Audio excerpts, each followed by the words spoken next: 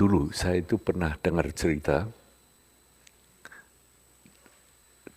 dongeng, katanya kalau sebuah tempat di mana menjadi kediaman banyak bhiksuni, itu banyak keajaiban yang bisa terjadi. Itu dongeng itu katanya. Ternyata dongeng itu betul loh. Semalam tempat ini berantakan sekali. Pagi-pagi ini begitu rapi, keajaiban sekali. Jadi cerita mengenai tempat yang didiami banyak bhiksuni ini, keajaiban terjadi. Tempat bisa jadi rapi, jadi bersih semua. Thank you, terima kasih sekali. Kalian harus menganggap beruntung. Meninggalkan kewajiban untuk merapikan segalanya, rapi sendiri. Gak ada. So thank you so much.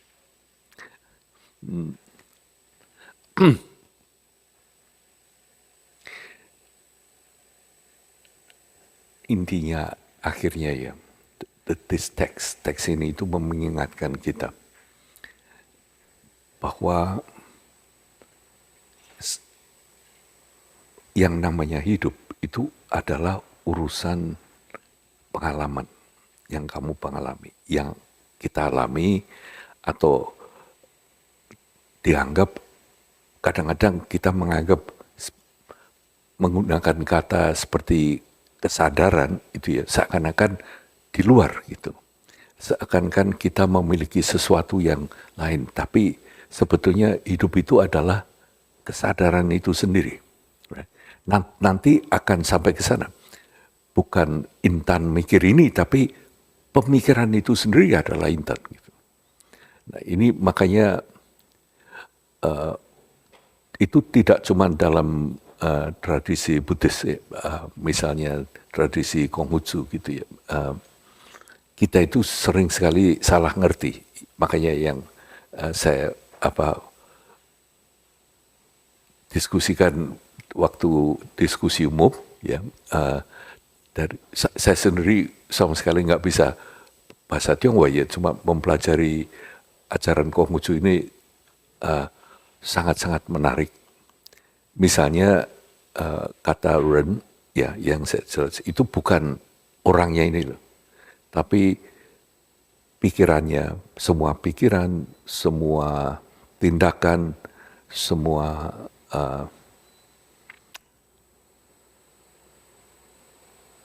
idea, semua kelakuan, semua secara keseluruhan, makanya bisa disebut itu ini salim gitu, atau itu fani gitu. Jadi yang kata yang menarik sekarang dalam bahasa Inggris digunakan untuk membedakan pengertian tentang orang, istilah orang. Dalam bahasa Inggris disebut human being, right? Human being. Being berarti, being itu kata yang derivasi dari kata bhawana. Bhawana, being, jadi. So, human being. Tapi dalam falsafah dan pengertian dari timur, sekarang yang mulai digunakan adalah human becoming. Human becoming, bukan human being, tapi you become become human. Jadi human yang dipentingkan bukan kita ini ternyata tidak pernah sendirian gitu, nggak pernah. Jadi tidak akan bisa mengatakan itu salim tanpa sekaligus mengenal bahwa salim ini datangnya pakai package. Orangnya seperti ini, pengertiannya seperti ini, ngomongnya seperti ini. Jadi kita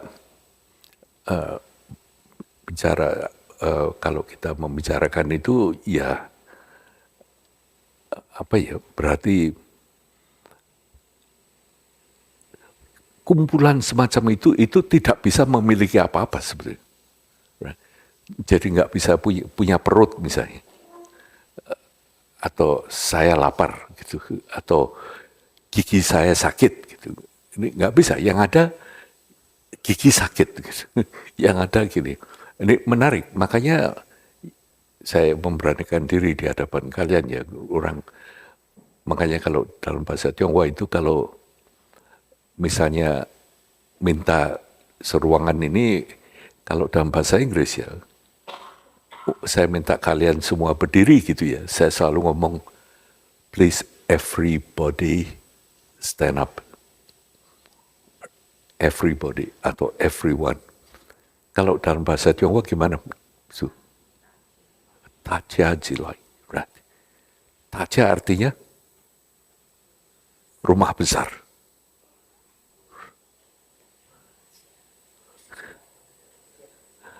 Right? Taja hao. Bukan ini kan rumah besar artinya. Nah, kita nggak mikir lagi itu artinya apa. Artinya bahwa tidak pernah hubungan antara kita itu antara misalnya ya apa Su Nengli dan Salim ini dua orang ngomong gitu enggak, tapi karena hubungan ini dan kalau setiap kali saya hubungan merasa nyaman, merasa baik, makanya saya katakan Su Nengli ini Hauren, right? Jadi bukan orangnya, tapi ini sebetulnya membantu sekali loh. Cuman kita lama-lama terpengaruh oleh filosofi barat dan yang mengatakan ada sosok sebetulnya itu betul-betul dari filosofi Yunani mengatakan bahwa sebetulnya ada orang seperti itu.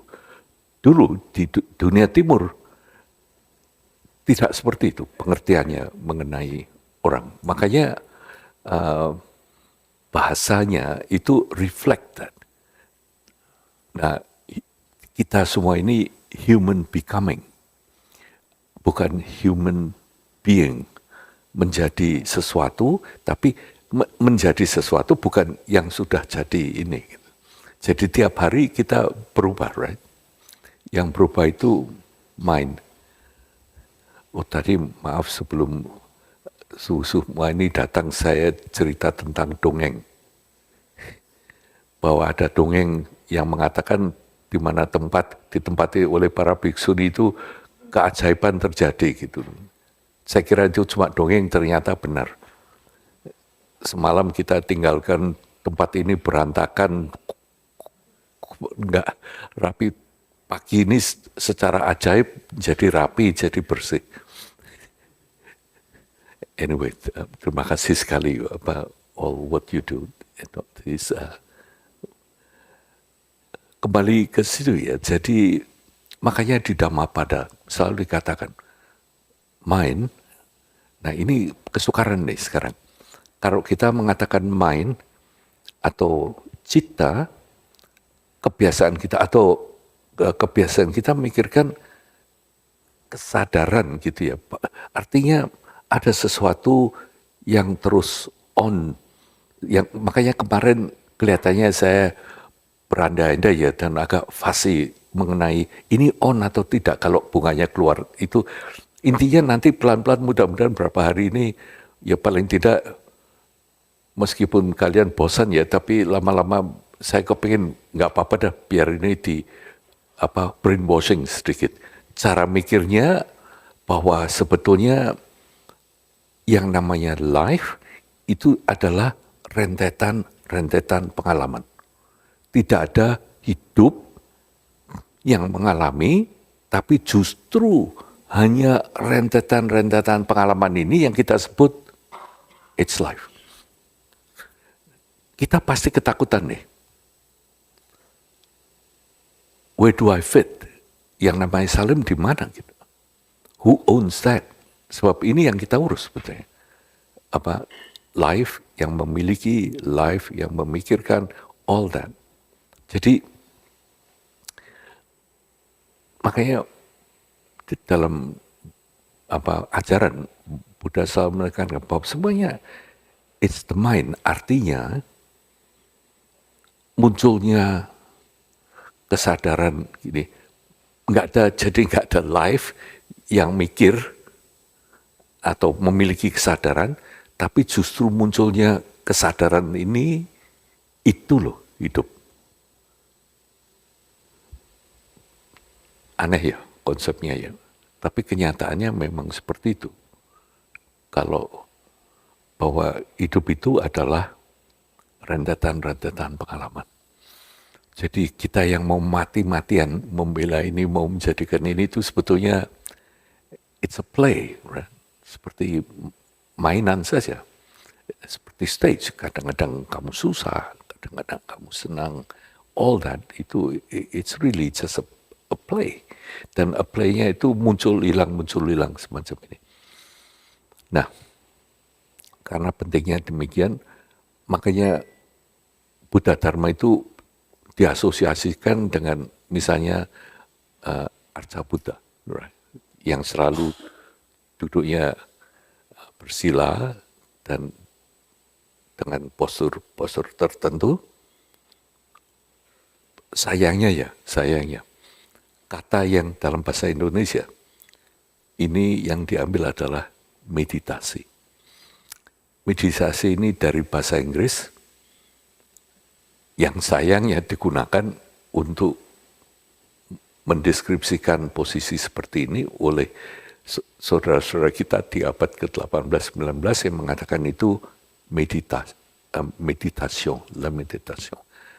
Waktu itu di dunia barat baru ada suatu gerakan yang namanya Enlightenment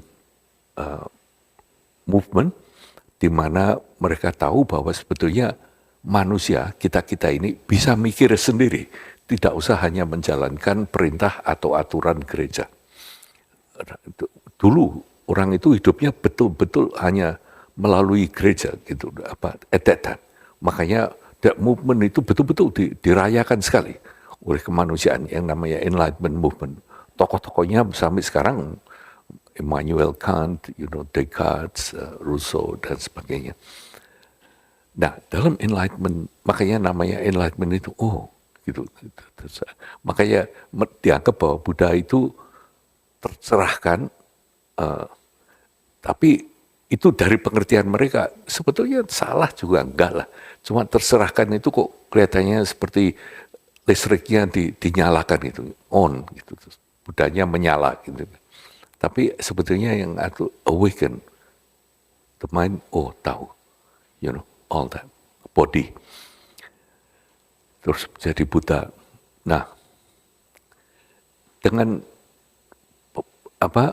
Enlightenment Movement ini ada suatu pengertian bahwa kemampuan manusia untuk bisa mencapai enlightenment ini melalui perenungan, melalui menganalisa apa yang kita alami. Ada suatu patung orang yang begini kan, oleh Rodin, itu waktu itu memang zaman ini. Orang yang begini duduk patungnya. Namanya meditation. Berarti waktu itu yang dipikirkan perenungan gini. Makanya waktu lihat Buddha begini dia, itu meditasi. Padahal berlawanan sekali loh dengan kata aslinya. Kata asli, kata dasar menerangkan mengenai itu adalah bawana. Bawana itu menumbuhkan, menjadikan. Being. Bawana ini nanti jadi to be, gitu. Becoming. Bawana itu becoming. Jadi sebetulnya kalau kamu duduk begini, kita ini we becoming apa gitu. Nah, this dalam buku teks ini nanti ditekankan betapa pentingnya kesadaran tadi harus, karena kita harus hadir setiap saat supaya betul-betul kita tidak missing kehilangan hidup ini, karena hidup itu hanya pengalaman, right? Semakin kamu sadar tentang pengalaman itu, kamu semakin hidup sebetulnya. Tapi kalau kamu enggak, ini lewat gini, enggak. Kadang-kadang kita terperangkap dengan ide, dengan apa, lalu kita pikir itu hidup gitu. It's not. Hidup itu yang kamu rasakan dari second to second, tap, tap, tap, tap, tap. Makanya it's very important. Nah, makanya ditekankan di sini, Buddha ngajari gini, dasarnya, alatnya, sarananya yang dipentingkan adalah mind yang tenang. Karena mind kita itu ternyata sangat sibuk. Pikiran datang, pikiran gini. Bukan sesuatu yang salah atau kita ini orang yang kacau atau apa. Memang fungsinya begitu gitu. Dan datangnya dari mana itu kamu nggak bisa ngatur. Hanya sebatas. Misalnya kalau saya minta kalian untuk saat ini memikirkan mengenai apa ya, gajah merah jambu itu ya, semua pasti bisa. At least I can control your mind dalam tanda petik.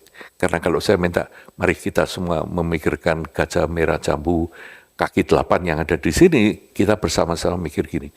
Saya bisa, but you cannot. Kalian nggak bisa, karena pikirannya keluar sendiri nih. Kadang-kadang kamu mentingkat, misalnya kamu mau mikir sesuatu, gitu.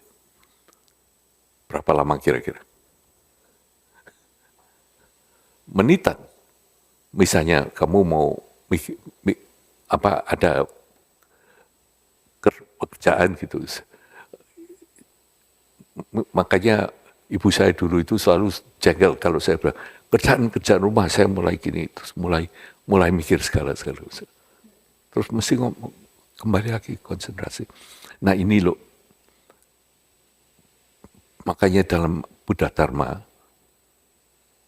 Buddha itu posisi semacam itu mengingatkan, kalian itu harus selalu pikiran ini yang tenang dan yang jernih. Ya, tenang, karena dengan tenang kita tidak terganggu oleh apa. Saya jelaskan sedikit ya. Yang diajarkan dalam Buddha Dharma itu tidak menghilangkan pikiran. Sebab pikiran itu tidak mungkin bisa dihilangkan. Munculnya segini. Tapi nembus dari pikiran di sana, ini didiamkan gitu. Pikirannya kalau ada terus. Tapi kalau kamu tidak memperhatikan pikiran, yang diperhatikan ini adalah apapun yang akan kita perhatikan, ini enggak terganggu. Right? Jadi artinya, misalnya sebuah danau yang beriak-riak atau sungai yang itu nggak akan bisa kelihatan apa-apa gitu. Makanya kalau ini tenang, ini satu. Yang kedua namanya kejernihan, right? Ada sesuatu yang jernih. Bahasa Jawanya heneng dan hening ini. Nah hening ini yang namanya samatha. Tenang, pikiran yang tenang, stabil. Ada ciri-cirinya ya. Yang tenang itu bisa terus memusatkan perhatian ke satu hal. Istilahnya ekagrata, right? Ke satu hal. Milih. Bisa bisa bunga, bisa atau yang biasanya paling mudah itu adalah keluar masuknya nafas. Jadi meditasi atau samadhi, karena katanya itu sebetulnya samadhi lebih tepat. Samadhi, right? Itu saya kira lebih tepat daripada meditasi. Tapi jadi kita pakai meditasi, ini semua meditasi dalam Buddha Dharma itu bukan merupakan tujuan. Itu hanya selalu semuanya ini sarana, skill yang harus kita miliki. Karena apa? Karena dengan menjadi skillful dalam samadhi ini, kita akan bisa lihat lebih jelas. Tadi saya sebut dua kata ya, samatha dan vipassana. Samatha ini adalah ketenangan. Ya, heneng, tenang. Vipassana ini adalah kejernihan. Begitu apa yang terjadi kalau itu jernih? Kita bisa lihat, kita bisa tahu. So, jadi artinya sebetulnya dua ini. Satu yang tenang dan jernih. Jadi samatha ini penenangan. Yang nama vipassana itu karena jernih, jadi sebetulnya kita bisa mempunyai pandangan. Kata vipassana sendiri itu artinya pandangan tajam. Vi sama pasya, pandangan tajam. Jadi kita gunakan ketenangan ini supaya nanti kita bisa melihat apapun yang kita pilih gitu. Nah, dalam hal ini biasanya yang namanya vipassana kita gunakan itu melihat yang ada apa. Ini bukan mengada-ada. Jadi samatha dan vipassana itu harusnya diterapkan dalam bantalan gini sambil kita duduk atau sambil kita hidup semasa hidup ini. Jalan, duduk, berdiri. Ini harus berbicara, ngomong. Dua hal ini harusnya akan ada terus. Gitu. Nah, dari mana bisanya? Makanya pelatihan, makanya session pagi seperti ini kita nanti bersama-sama akan mencoba dimulai dengan ini disebutkan di teks ya. Dasarnya itu. Jadi saya cuma ingin berbagi saja. Kalau kalian baca di sini, ini bukan sesuatu yang kamu harus menuju ke sana. Enggak, ini intinya tekankan berkali-kali muncul dalam teks ini. Samatha dan vipassana. Kelihatannya SD, right? Meditasi samatha vipassana ini kelihatannya tidak advance, tapi most important. Karena dengan demikian kita akan mengalami sebetulnya diomong sukar ya enggak lah. Tapi karena saat ini kita akan mencoba lebih memperhatikan apa yang terjadi dalam pikiran kita, maka kelihatannya semerawut, pikirannya muncul sekali. But the good news is that happens all the time. Pikirannya sebetulnya seperti itu terus-menerus. Jadi mumpung kita masih ngantuk ya, kita semati sedikit. Jadi buat yang mau melanjutkan tidurnya bisa, tapi kalau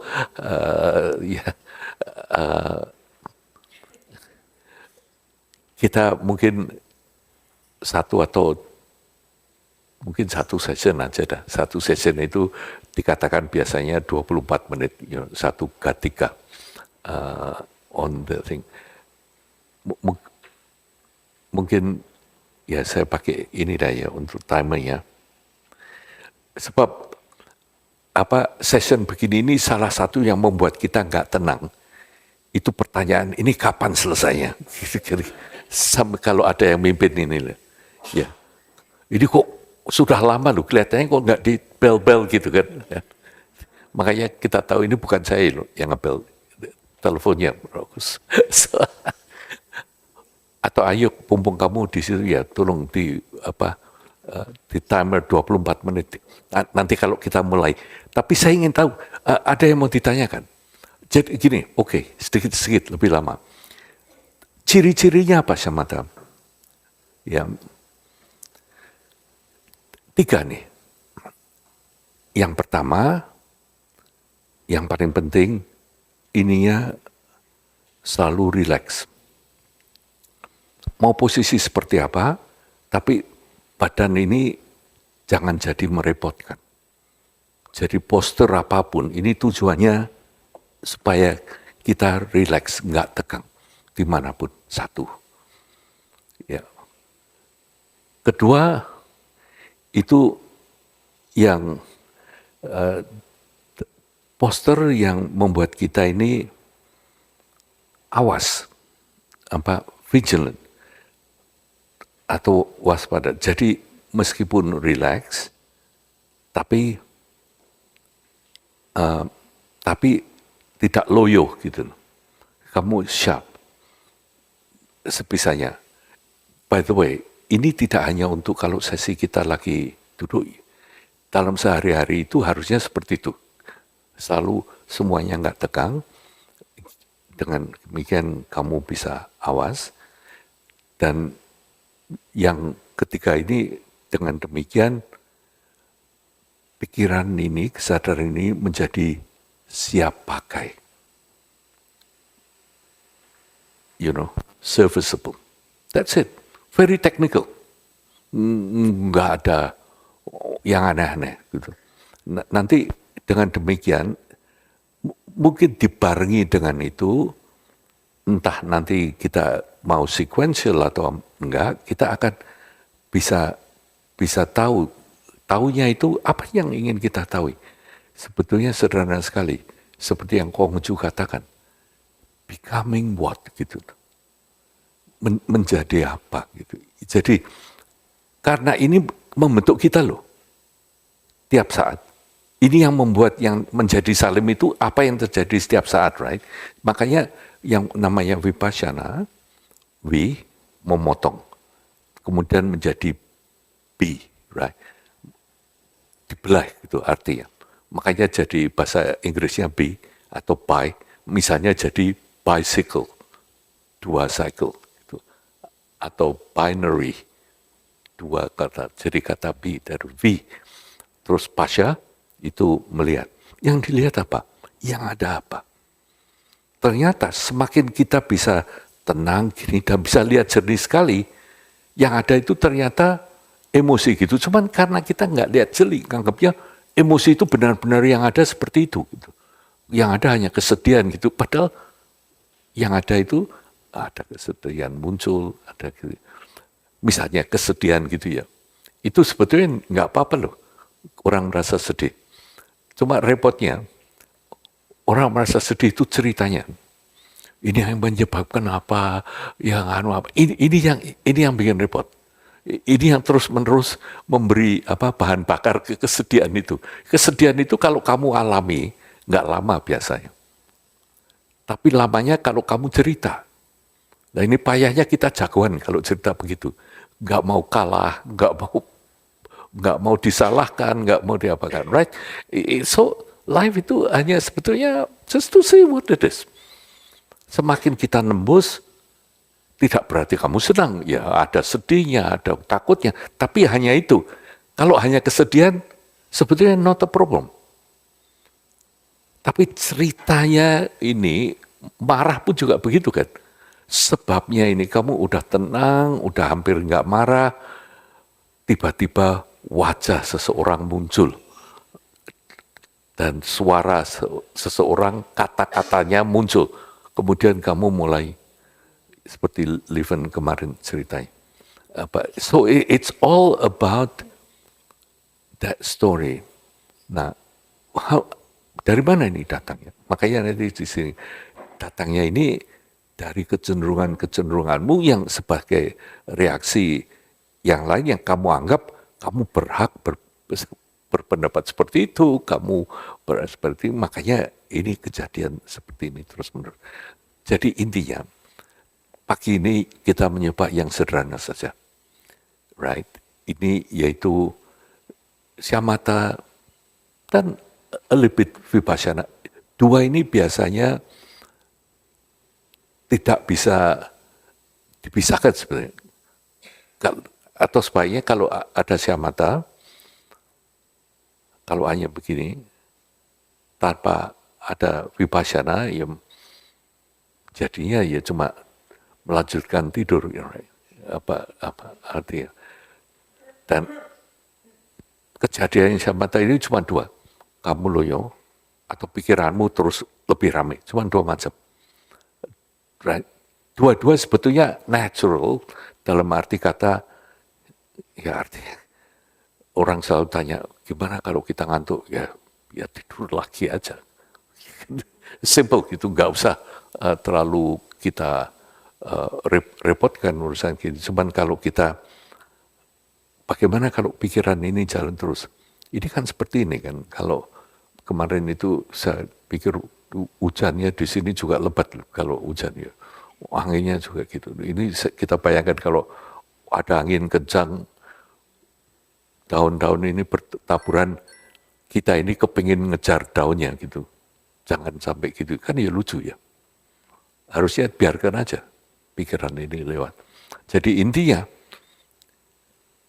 Ajahn Chah itu kalau ngomong, kita seperti duduk di ruangan, di tempat pesta, yang ada orang lewat, orang ngomong, kita lihat saja. Lihat saja. Bahkan Lama Atisha menggunakan kata, jadilah pengembala yang baik. The good cow herders, pengembala sapi. Pengembala yang bagus itu ya, di ladang besar, sapi-sapinya ini didiamkan. Right? Dia cuma duduk di pinggir, main suling, atau apa. Di Tiongkok itu image-nya seperti itu. Ya, apa main suling, naik di gerbunya. Tapi yang nggak pengalaman, lihat sapinya ke sana lari. Wah, yang saya situ lari juga gitu. Kamu lari ke sana mau ngurus sapi ini. Akhirnya kamu capek sendiri. No. Lama Atisha menggunakan kata the good cow herders, pengembala sapi yang baik. Jadi tekniknya kita mengamati apapun yang kejadian, just let it be. Let it be. Let it be. Jangan ditanggapi, jangan dilawan, biarkan. Right? Jadi sebetulnya nggak sukaria. Oke. Nah, nanti, tadi saya katakan yang satu, relax, dua tegar. Yang dua itu waspada, awas. Yang ketiga ini dengan demikian menjadi lentur. Udan. Lentur itu artinya badan dan pikiran menjadi ringan. Right. Jadi yang dituju tiga kondisi semacam ini. Jadi mulanya kita semua sudah tahu kan caranya jadi badannya sedapat mungkin supaya tidak ada resistance gitu. Kita rasakan betul-betul on earth gitu. Kita duduk, kita rasakan ini on earth, duduk gini. Jangan khawatir, jangan mikir harus seperti Milarepa atau seperti Buddha gitu posisinya. Just relax and do it. Mencoba melihat apapun yang lewat. Makanya pagi ini kita berlatih seperti itu. Oke? Ada yang mau tanyakan? Oh, oke. Sampai jumpa. Oke, saya minta tolong ayat ini. Jadi jangan khawatir. Dan ini fair. Yang atur ini bukannya hanya karena yang mimpin meditasi ingin menyiksa kita. Kita ada, yuk 24 menit. Oh,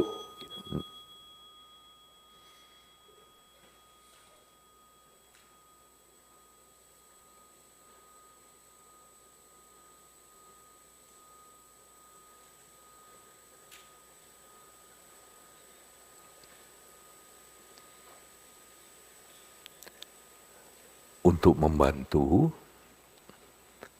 kita bisa pilih satu atau beberapa subjek, tapi biasanya mungkin pagi ini bersama kita memilih hal yang paling sederhana, yaitu bergeraknya badan karena pernapasan.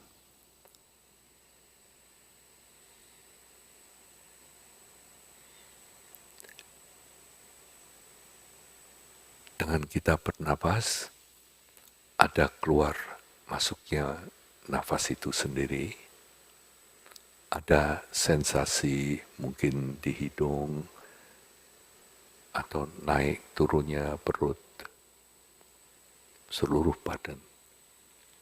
Jadi pagi ini kita pilih memperhatikan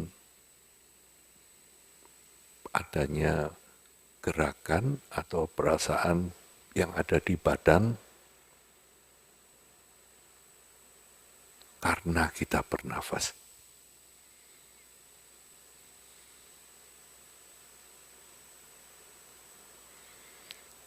tentunya akan ada pikiran yang datang, yang pergi. Ada perasaan lain, misalnya perasaan ngantuk, atau perasaan dingin, atau pegal. Dilihat saja tapi dipersilahkan untuk lewat, tidak usah diperhatikan. Kita kembali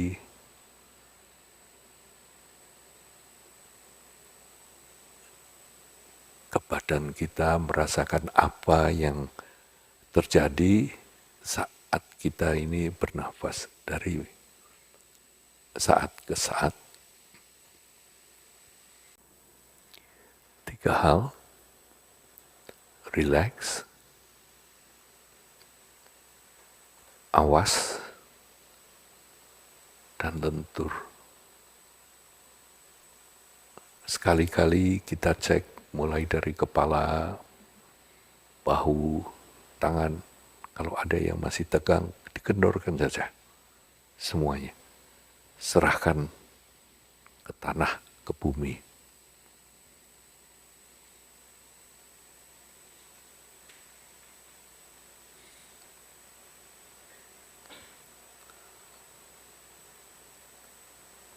Ekagrata itu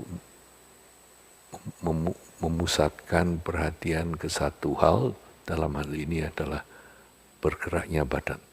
Jadi kadang-kadang kita tahu kita misalnya ketiduran gitu ya, sama sekali tidak apa-apa, kita bawa kembali ke bergeraknya badan. Semakin sering kita ini lupa, semakin bagus, karena dengan lupa itu kita ingat, lalu membawa kembali ke objek yang sudah kita pilih adalah sensasi di badan karena nafas.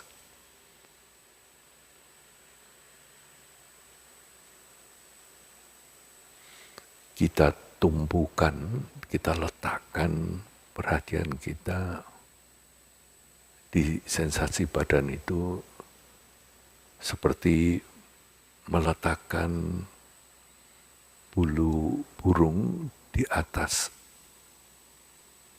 telaga yang tenang.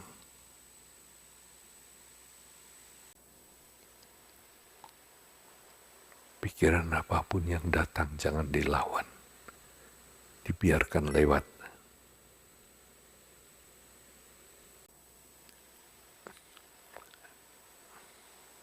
Sekali-kali kita perhatikan badannya, kalau ada yang tegang, kendorkan.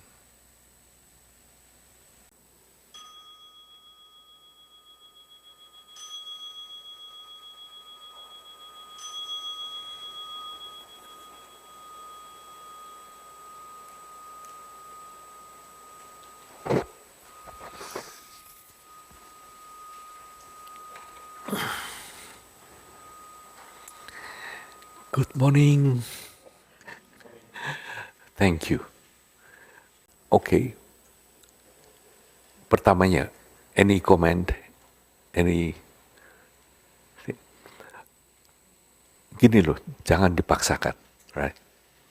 Jangan dipaksakan. Let's enjoy it. Let's enjoy it. Tidur itu kalau kelamaan juga nggak enak. Kalau 15 menit di dalam 24 menit itu oke lah.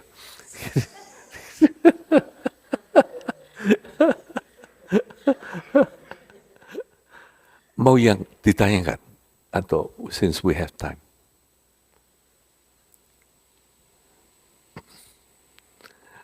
Kalau nggak ada saya akan nyebutkan sedikit lagi ya mengenai ini nanti arahnya kemana ya. Base-nya ini tadi sederhananya luar biasa. Samatha Vipassana istilahnya. Tapi sebetulnya samatha ketenangan, Vipassana kejernihan. Vipassana ini tanda tanya.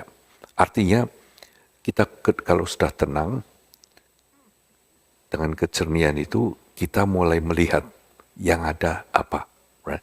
So Vipassana is always that, tentang to look at what is.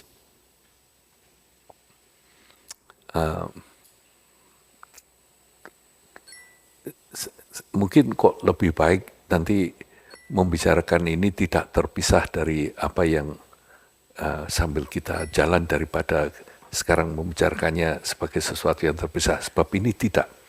Jadi apa yang namanya semati ini adanya kita duduk di sini terpisah. Ini karena membuat situasinya kondusif, right? Dan sesuatu yang memungkinkan kita untuk latihan. Jadi saya ulangi ya, dalam Buddha Dharma, semua bentuk meditasi ini hanya sarana, tidak pernah menjadi tujuan atau menambah kapasitas untuk hadir tujuan dari meditasi semua. Misalnya nanti ada meditasi, misalnya jhana gitu ya, itu pun juga ingin mencapai, dan itu bisa sebetulnya, karena pelatihan kan, dengan mencapai semacam itu tentunya akan ada efeknya dengan sendirinya. Karena ini barengan dua ini, yang vipassana dan samatha ini terus barengan, tenang, jernih, dan lama bahasa Jawanya heneng-hening ini. Terus misalnya makanya kita kewaspadaan akan muncul, terus kebijaksanaan akan muncul, kewaskitaan akan muncul. Jadi nanti dengan adanya vipassana ini adalah kondisi untuk mendapatkan prajna, right? Atau kewaskitaan. From there you go into that. Oke, ada yang mau ditanyakan lagi? Ya,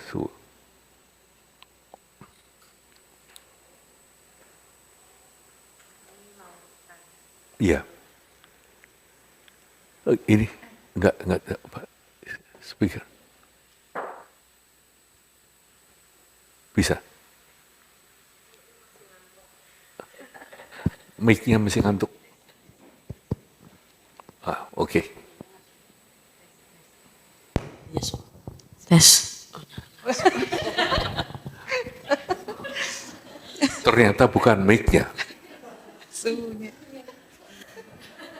Ternyata yang ngontrol kok suhu. Enggak apa-apa.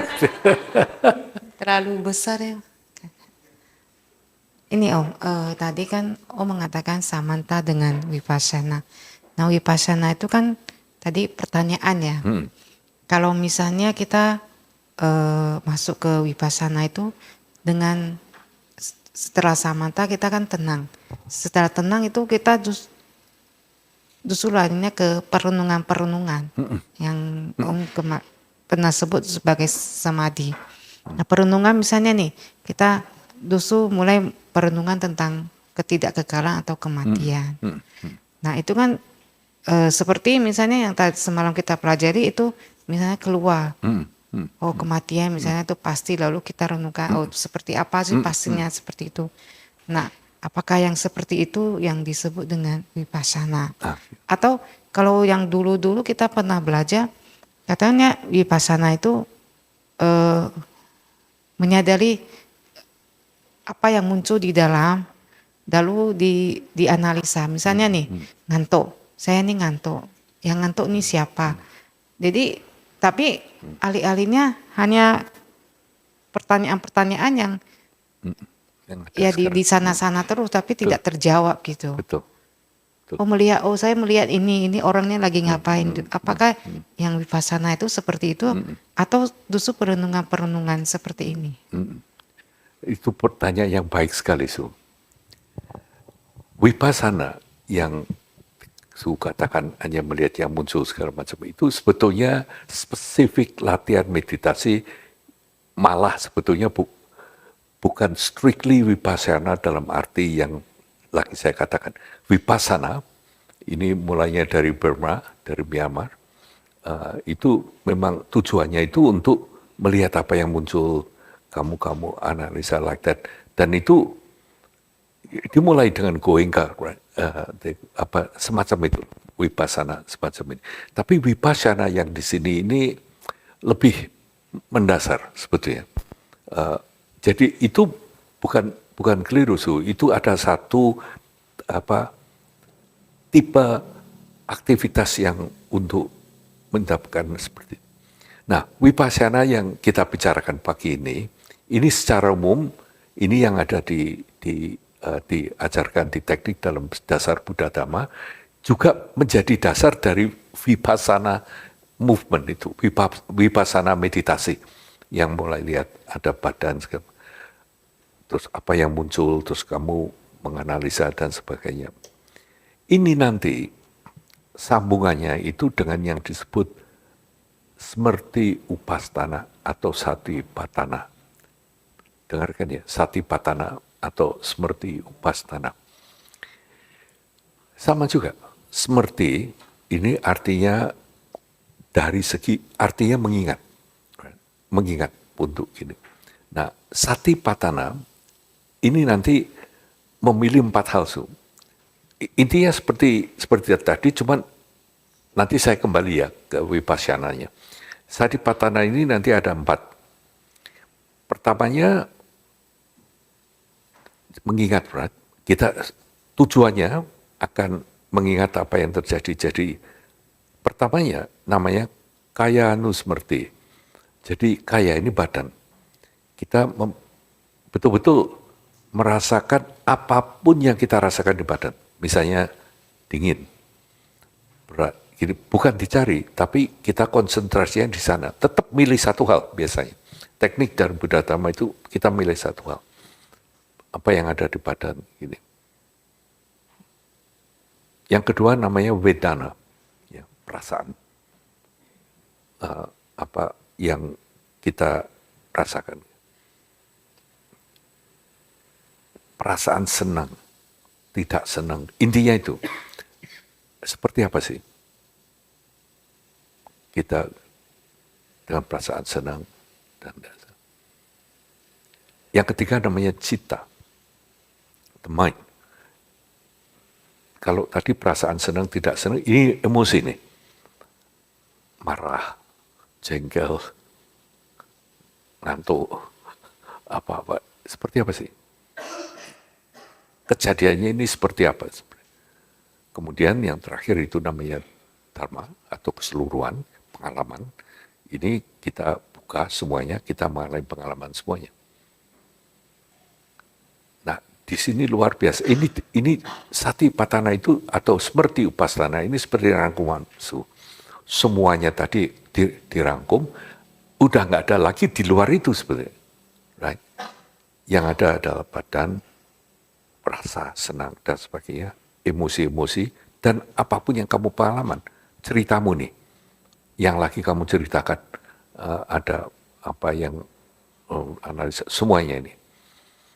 Nah, makanya secara umum yang namanya seperti Upasthana ini disebut Ekayana Marga.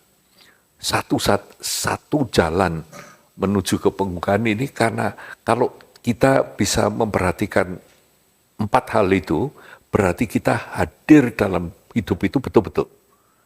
Kamu tahu yang kamu rasakan di badan, kamu tahu pada saat itu rasanya senang dan tidak senang, dan kamu tahu pada waktu itu emosi-emosi yang ada, dan kamu tahu sebetulnya apa yang kamu alami, sadar nih. Right? Nah, ini makanya disebut Ekayana Marga. Ini nanti satu jalan menuju ke pembukaan. Ini nanti tujuan kita itu nanti akan ke situ. Tapi itu akan terbentuk dan nanti kita paksakan. Tapi menjawab pertanyaan itu ya, yang Vipassana ini gunanya persis seperti yang itu malah. Misalnya digunakan untuk perenungan. Yang namanya analytical cessation nanti. Di sini juga disebutkan. Ini kita mulai menganalisa ini apa namanya analytical meditasi. Tapi nantinya dengan adanya Vipassana ini yang dituju melihat apa yang ada. Jadi yang ada apa, misalnya dengan perenungan-perenungan itu one way, salah satu, tapi yang nanti juga digunakan Vipassana ini adalah melihat yang ada apa. Dan mulainya mungkin dengan mengatakan tadi, misalnya kematian, ketidakabadian, all that gitu. Tapi itu mulainya konseptual, right? Karena dianalisa. Nantinya dengan Vipassana ini akan memungkinkan kita untuk melihat, tapi sebenarnya bukan melihat dan merasakan sekaligus. Makanya tajam sekaligus mengenai ketidakadaan, kekosongan gini. Misalnya kalau kita dengan memikirkan begitu ya, ini sangat membantu kalau kita dalam posisi duduk begini di mana kita mengatakan ternyata tidak ada yang seperti itu, yang ada hanya pengalaman begini. Terus tahu-tahu kita mulai merasakan, mulai melihat benar-benar melihat tidak pakai mata. Makanya mungkin nanti kalau nggak besok ya hari terakhir kita akan coba dengan mata yang sedikit terbuka. Artinya ingin menghilangkan gosip yang mengatakan bahwa semua pikiran itu ada di dalam kita. Sebab kalau kita tutup, rasanya semuanya adanya di dalam, right? Di dalam kepala kita, di dalam hati kita.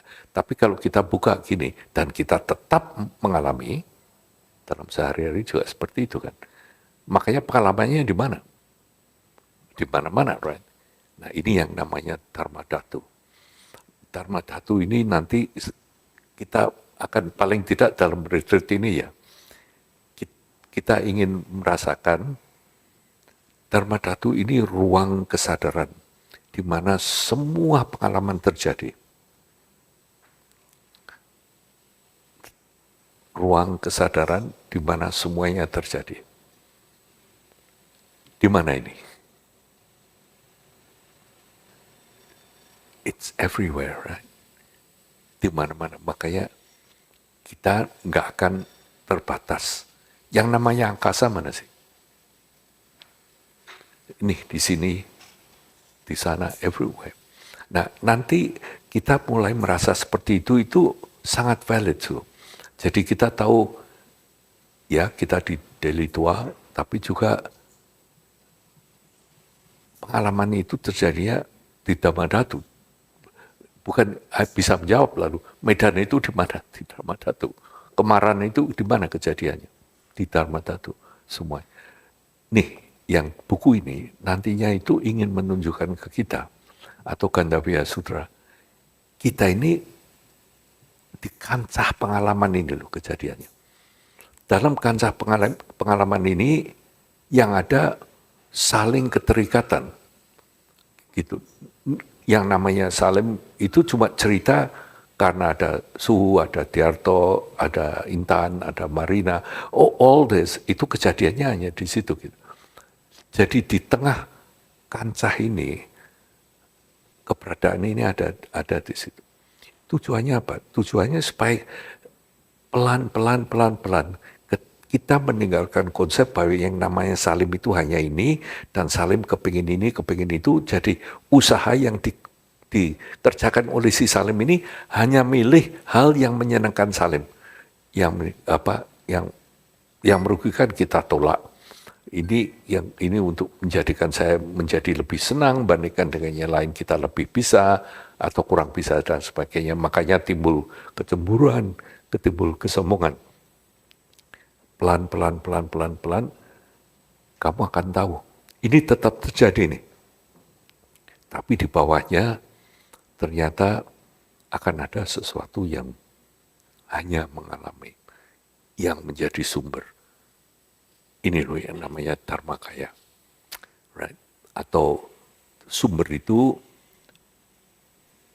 punya sifat, kemarin kita sudah mulai mencicipkan bahwa yang membuat sesuatu itu sifatnya hanya cahaya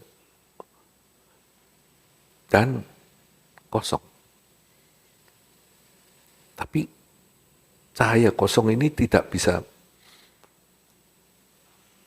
kamu pisahkan. Jadi penyatuan ini nggak bisa kamu pilah dua-dua ini menjadi satu, jadi penyatuan. Misalnya gini, yang gampang saja. Misalnya kita ada orange juice gitu ya. Itu kita nggak bisa milah airnya dan rasa orange-nya. Can you do that? Nah, itu keluarnya sama-sama. Dan nanti yang diterangkan di sini, pengertian mengenai sunyata atau bahwa segala sesuatunya itu kosong, sesuatu itu muncul. Pengertiannya ini. Ini tidak bisa dipisahkan dengan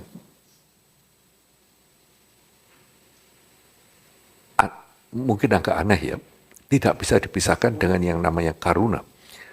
Sunya dan karuna ini sebetulnya menyatu. Kalau kita itu nantinya kalau sekarang kita masih ada empati yang ditanyakan Leo semalam, atau kasihan, apalagi ya,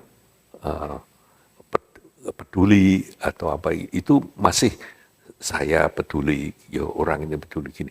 Tapi kepedulian ini sendiri, welas asih ini sendiri, ini mesti dibarengi bahwa sebetulnya sifatnya bukan dari situnya, tapi adalah yang sudah menjadi satu, sehingga keberadaan kita ini dasarnya seperti itu. Artinya gini, kita hanya akan mengalami seperti itu secara maha, ya bukan karuna yang biasa, gitu. Karuna biasa pun itu sudah luar biasa. Tapi kalau yang namanya maha karuna, ini adalah sifat dasar dari keberadaan itu sendiri, gitu. Itu selalu punya dua aspek, bahwa semuanya kosong dan peduli. Jadi ini dua menjadi satu. Bagaimana menjelaskannya tanpa menjadi intelektual ya?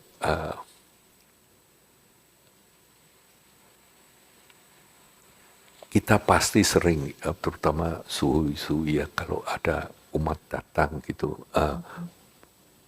minta tolong begini, ini kadang-kadang kita nggak tahu apa yang harus diomongkan gitu ya. Tapi suhu tetap hadir di sana gitu. Rasa jadi satu ini, bukan empati. Kalau empati itu malah emosional. Kita bayangkan seperti rasa suhu hadir dengan orang itu. Ini untuk suhu gitu. Ini kalau untuk kita misalnya when you fall in love dengan apa, ya boleh suhu juga fall in love juga oke. Itu is nice untuk apa. Tapi intinya nggak ada bedanya gitu antara you and me. You just one. Makanya nggak soal jalan bergelombang atau hujan terus malah pegangannya lebih erat. Apa malah perhatiannya. It's a nice feeling. Become one. Nah ini loh. Ini dasarnya from that. Itu sebetulnya sifat kemanusiaan ini dasarnya seperti itu. Menjadi empty and compassion. Empty, dan makanya kalau empty artinya tidak lagi jadi salim pada saat itu. Makanya sangat-sangat mendekat. You just there. Makanya orang sebetulnya yang ngomongi compassion kalau mau latihan benar-benar ya, itu keberanian untuk hadir. So, kalau ada kesusahan, just be there. Nggak usah ngomong pun kadang-kadang nggak apa-apa. Malah ngomong ini kadang-kadang malah bingungan. Ya. Dan yang ngomong yang keluar itu hanya apa yang kepingin kita menggurui gitu. Sebetulnya kan not like that. So, just do it like this. Nah, ini sebetulnya diajarkan di buku ini itu hanya untuk so you can really feel love, perfectly. Tidak lagi karena hanya nafsu badan atau karena apa, tapi juga mengenai just care for everything, untuk semua. Misalnya latihannya banyak nih dalam hidup kita semakin. Makanya semakin kita ini sensitif, peka terhadap kehadiran yang lain, itu bisa dirasakan. Kadang-kadang kita bisa nggak ya merasakan dengan orang itu, entah bagaimana, we feel close, we just feel comfortable, close. Nggak ada, kita nggak perlu jaga diri, nggak perlu hitung-hitungan, just there, just nice to be there. Makanya that's also human, right? Karena human ini always want to be close. Kalau His Holiness itu mengatakan, makanya seperti seorang ibu dengan anaknya, itu natural. Ada beberapa binatang yang begitu anaknya lahir ya lahir, kamu ngurus sendiri gitu. Tapi manusia enggak seperti itu loh.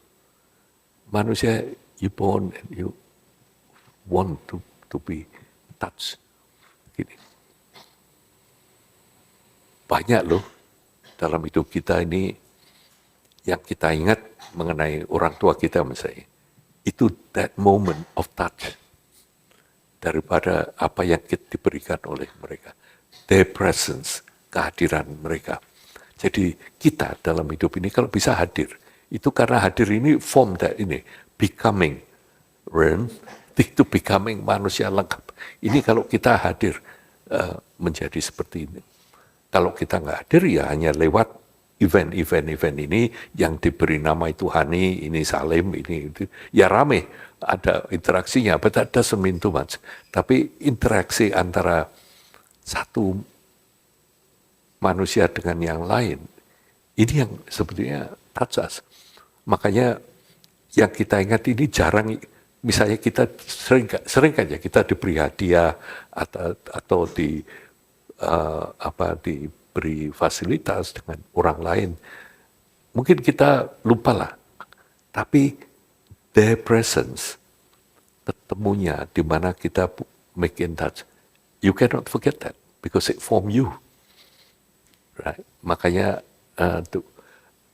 kadang kita bisa merasa dengan orang-orang yang terbuka seperti itu, just their heart open, just it's you and all that, nggak ada bedanya. Ini is true.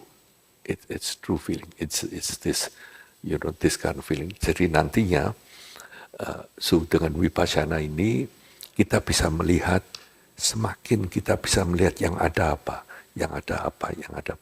Nantinya katanya nih, akhirnya dengan sendirinya melihat bahwa yang ada itu hanya kebiasaan untuk melihat yang berapa suara dan sifatnya empty,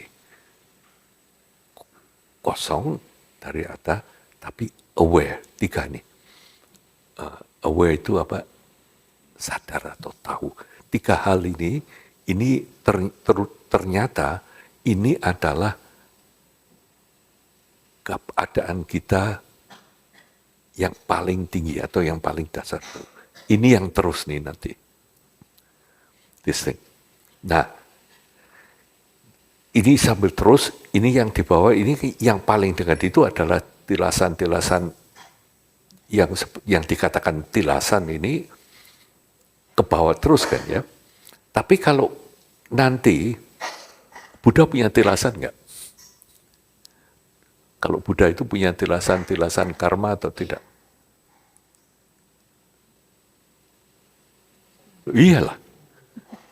Iyalah, tapi it doesn't matter. Gini intinya, kita tabrakan nih ya, ada kecelakaan, bang.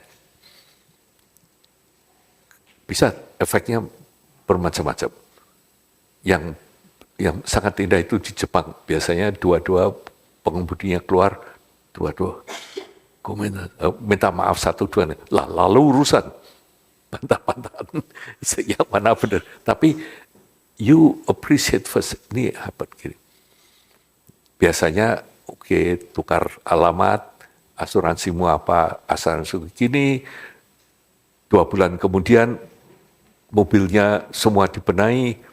Dengan demikian efek dari kecelakaan itu dimitigasi, dihilangkan. Tidak ada efeknya lagi kan, karena mobilnya sudah. Tapi bisa nggak kita menghilangkan kecelakaan itu? Nggak bisa, udah terjadi. Makanya dikatakan, makanya nanti Buddha Shansing ini akan beda dengan Buddha Tiarto gitu misalnya.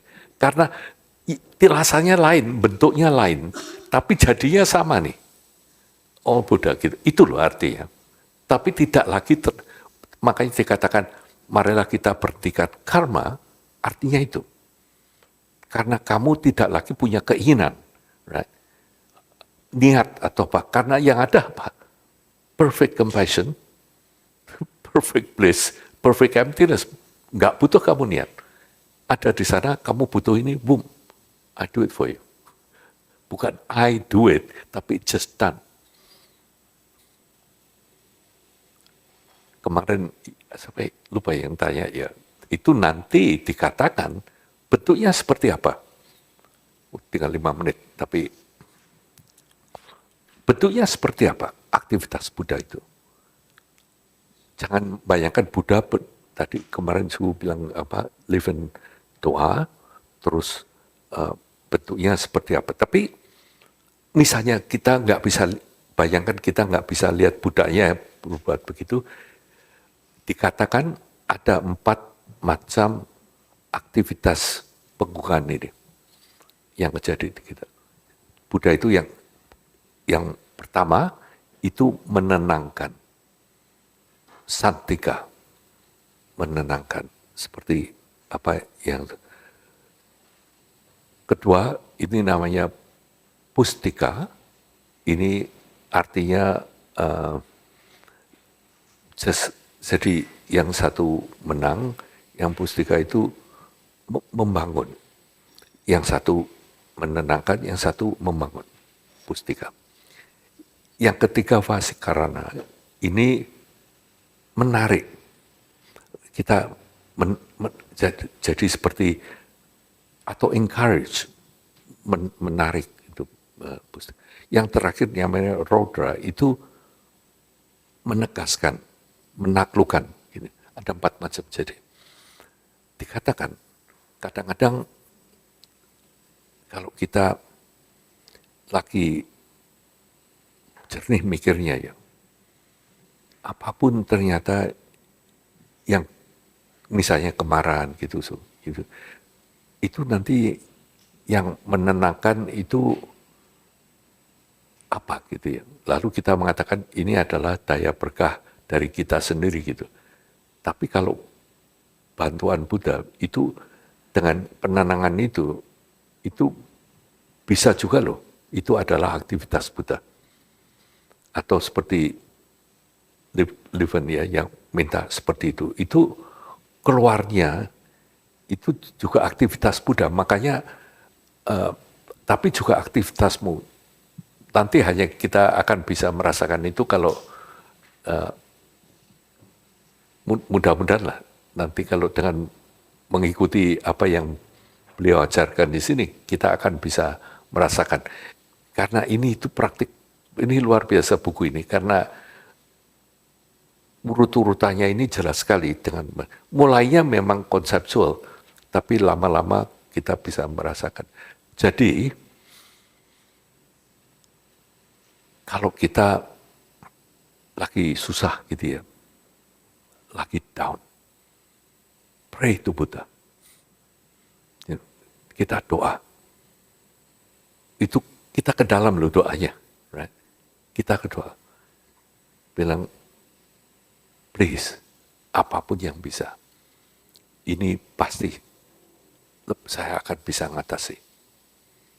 Misalnya kita butuh ada yang di luar. Itu pun yang kita doakan itu ke dalam. Apa tuh yang terjadi? kalau kita betul-betul di sini itu ada mempunyai kapasitas sebagai Buddha,